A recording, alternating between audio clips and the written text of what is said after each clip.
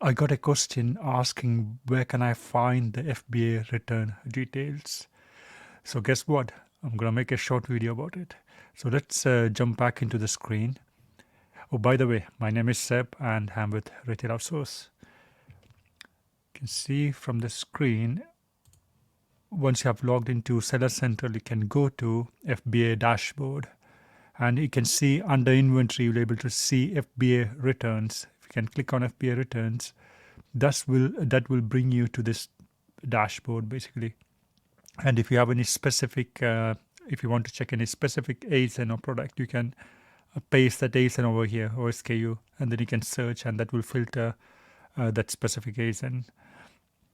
And then you can select the dates. So is that the last 7 days, or 30 days, or 90 days, or 180 days, or last year. So you have all the options over here. And once you have from this one, once you have searched, it will show up all the details, the reason specifically why the customer returned. So if you see any specific trends on the returns, then you have item issues basically.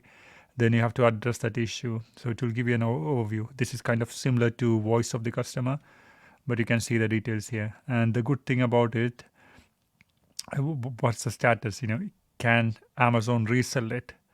Like open pack or anything like that, can they resell it? So you can see that status here. You can see the unfulfillable. That means it will return back to the seller's warehouse in that case. And you can click on view details as well. So yeah, this is a short video. Let me know if you have any questions or comments. Thank you.